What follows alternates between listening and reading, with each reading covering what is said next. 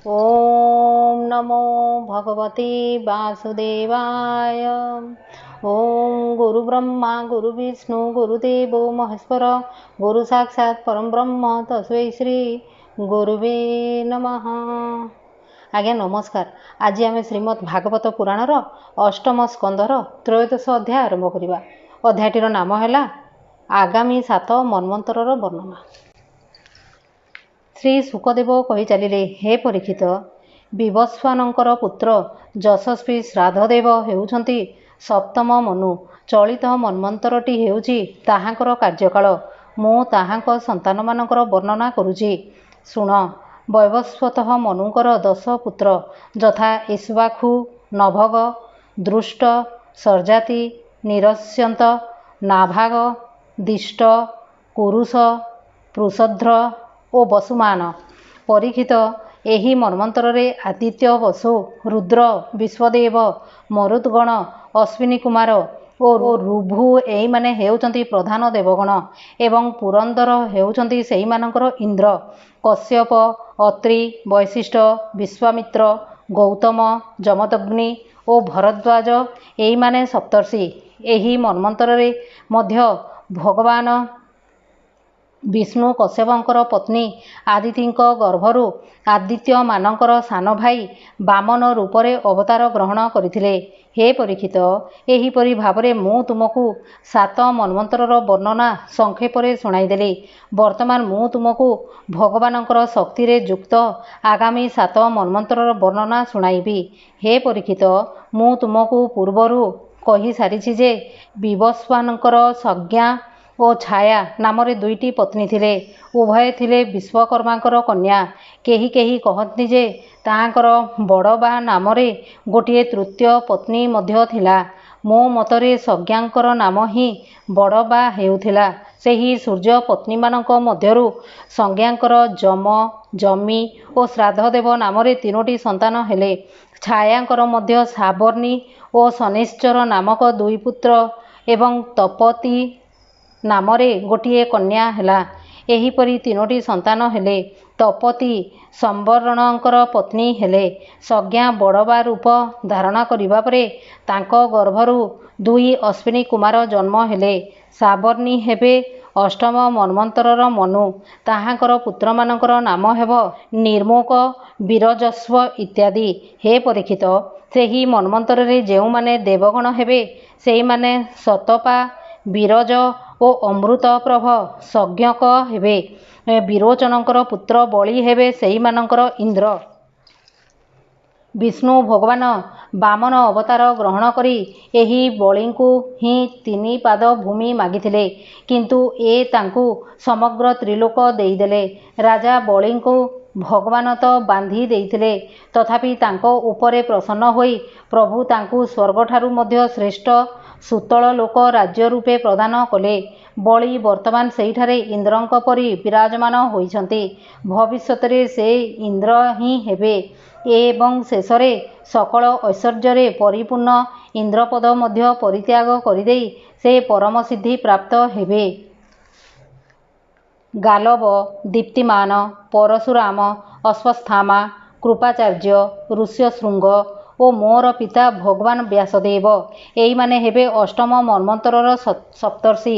एई माने वर्तमान जोग बलरे निज निज आश्रम मंडलरे अछंती। देवगृह्यंकर पत्नी सरस्वतींकर गर्भरु भगवान सार्वभौम नामक अवतार नेबे। सेही प्रभु पुरंदर इंद्रंक ठारु स्वर्गराज्य छड़ाई आनी राजा बलिंकु प्रदान करिबे। हे परीक्षित, वरुणंकर पुत्र दक्ष सावर्ण हेबे नवम मनु।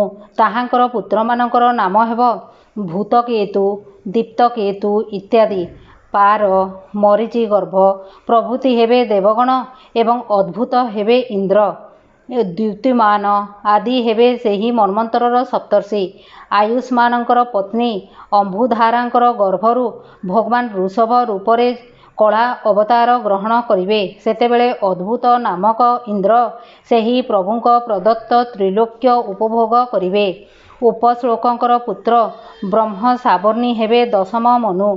ताहांकठारे सकल सत्गुण निवास करिव। भूरिसेन आदि हेबे ତାହାଙ୍କର ପୁତ୍ର ଏବଂ ସେହି ମନ୍ୱନ୍ତରରେ ହବିଷ୍ୱାନ୍, ସୁକୃତି, ସତ୍ୟ, ଜୟ, ମୂର୍ତ୍ତି ପ୍ରଭୃତି ହେବେ ସପ୍ତର୍ଷି। ସୁବାସନ, ବିରୁଦ୍ଧ ପ୍ରମୁଖ ହେବେ ଦେବଗଣ ଏବଂ ଇନ୍ଦ୍ର ହେବେ ଶମ୍ଭୁ। ସେହି ଦଶମ ମନ୍ୱନ୍ତରରେ ବିଶ୍ୱସୃଜନଙ୍କର ପତ୍ନୀ ବିଶୁଚିଙ୍କର ଗର୍ଭରୁ ଭଗବାନ ବିଶ୍ୱକ୍ସେନ ରୂପରେ ଅଂଶାବତାର ଗ୍ରହଣ କରି ଶମ୍ଭୁ ନାମକ ଇନ୍ଦ୍ରଙ୍କର ସହିତ ମିତ୍ରତା କରିବେ। ଅତ୍ୟନ୍ତ ସଂଯମୀ ଧର୍ମସାବର୍ଣ୍ଣୀ ହେବେ ଏକାଦଶ ମନୁ। ତାହାଙ୍କର ସତ୍ୟ, ଧର୍ମ ଆଦି ଦଶପୁତ୍ର ଜନ୍ମ ହେବେ। ସେତେବେଳେ ବିହଙ୍ଗମ, କାମଗମ, ନିର୍ବାଣରୁଚି ପ୍ରଭୃତି ହେବେ ଦେବଗଣ। ବୈଧୂର୍ତ୍ତୀ ହେବେ ଇନ୍ଦ୍ର ଓ ସପ୍ତର୍ଷିମାନଙ୍କର ନାମ ହେବ ଅରୁଣ ଆଦି। ଆର୍ଯ୍ୟଙ୍କର ପତ୍ନୀ ବୈଧୂର୍ତ୍ତାଙ୍କର ଗର୍ଭରୁ ଭଗବାନ ଅଂଶ ଅବତାର ଗ୍ରହଣ କରିବେ। ତାହାଙ୍କର ନାମ ହେବ ଧର୍ମସେତୁ ଏବଂ ସେହି ରୂପରେ ସେ ତ୍ରିଲୋକକୁ ରକ୍ଷା କରିବେ। ହେ ପରୀକ୍ଷିତ, ଦ୍ୱାଦଶ ମନୁଙ୍କର ନାମ ହେବ ରୁଦ୍ର ସାବର୍ଣ୍ଣୀ। ତାହାଙ୍କର ଦେବବାନ, ଉପଦେବ, ଦେବଶ୍ରେଷ୍ଠ ଆଦି ପୁତ୍ର ଜନ୍ମ ହେବେ। ସେହି ମନ୍ୱନ୍ତରରେ ଋତୁଧାମା ହେବେ ଇନ୍ଦ୍ର, ହରିତ ଆଦି ହେବେ ଦେବଗଣ ଏବଂ ତପୋମୂର୍ତ୍ତି, ତପସ୍ୱୀ, ଅଗ୍ନିଧ୍ରକ ଆଦି ହେବେ ସପ୍ତର୍ଷି। ସତ୍ୟ ସହାଙ୍କର ପତ୍ନୀ ଶୃଣୁ ତାଙ୍କର ଗର୍ଭରୁ ଭଗବାନ ସ୍ୱଧାମା ରୂପରେ ଅଂଶ ଅବତାର ଗ୍ରହଣ କରିବେ ଏବଂ ସେହି ରୂପରେ ସେ ଏହି ମନ୍ୱନ୍ତରର ପାଳନ କରିବେ। ଜିତେନ୍ଦ୍ରିୟ ଦେବସାବର୍ଣ୍ଣୀ ହେବେ ତ୍ରୟୋଦଶ ମନୁ। ତାହାଙ୍କର ପୁତ୍ରମାନଙ୍କର ନାମ ହେବ ଚିତ୍ରସେନ, ବିଚିତ୍ର ଇତ୍ୟାଦି। ସେତେବେଳେ ସୁକର୍ମ ଓ ସୁତ୍ରାମ ଆଦି ହେବେ ଦେବଗଣ ତଥା ଇନ୍ଦ୍ରଙ୍କର ନାମ ହେବ ଦିବ୍ୟସ୍ପତି, ନିର୍ମୋକ ଓ ତତ୍ତ୍ୱଦର୍ଶ ଆଦି ହେବେ ସପ୍ତର୍ଷି। ଦେବହୃତଙ୍କର ପତ୍ନୀ ବୃହତୀଙ୍କର ଗର୍ଭରୁ ଭଗବାନ ଯୋଗେଶ୍ୱର ରୂପରେ ଅଂଶ ଅବତାର ଗ୍ରହଣ କରିବେ ଏବଂ ସେହି ରୂପରେ ସେ ଦିବ୍ୟସ୍ମୃତିଙ୍କୁ ଇନ୍ଦ୍ରପଦ ଦେବେ। ମହାରାଜା ଇନ୍ଦ୍ର ସାବର୍ଣ୍ଣୀ ହେବେ ଚତୁର୍ଦ୍ଦଶ ମନୁ। ତାହାଙ୍କର ପୁତ୍ରମାନଙ୍କର ନାମ ହେବ ଉରୁ, ଗମ୍ଭୀର ବୁଦ୍ଧି ଇତ୍ୟାଦି। ସେତେବେଳେ ପବିତ୍ର, ଚାକ୍ଷୁଷ ଆଦି ହେବେ ଦେବଗଣ ଏବଂ ଇନ୍ଦ୍ରଙ୍କର ନାମ ହେବ ସୂଚି। ଅଗ୍ନି, ବାହୁ, ସୂଚି, ଶୁଦ୍ଧ ଓ ମାଗଧ ଆଦି ହେବେ ସପ୍ତର୍ଷି। ସେହି ମନ୍ୱନ୍ତରରେ ସତ୍ରାୟଣଙ୍କର ପତ୍ନୀ ବିନୀତାଙ୍କର ଗର୍ଭରୁ ଭଗବାନ ବୃହତଭାନୁ ରୂପରେ ଅବତାର ଗ୍ରହଣ କରିବେ ତଥା କର୍ମକାଣ୍ଡ ବିସ୍ତାର କରିବେ। ହେ ପରୀକ୍ଷିତ, ଏହି 14ଟି ମନ୍ୱନ୍ତର ଭୂତ, ବର୍ତ୍ତମାନ ଓ ଭବିଷ୍ୟତ ତିନି କାଳରେ ଧାରାବାହିକ ରୂପେ ପ୍ରଚଳିତ ହୁଏ। ଏହି 14ଟି ମନ୍ୱନ୍ତରରେ ସମାହାରରେ 1,000 ଚତୁର୍ଯୁଗୀ ରୂପୀ କଳ୍ପର ସମୟ ଗଣନା କରାଯାଏ। ଇତି ଶ୍ରୀମଦ୍ଭାଗବତେ ମହାପୁରାଣେ ପରମହଂସ ସଂହିତାଏ ଅଷ୍ଟମ ସ୍କନ୍ଧେ ତ୍ରୟୋଦଶ ଅଧ୍ୟାୟ ସମାପ୍ତ ହେଲା। ହରି ଓಂ ତତ୍ସତ୍।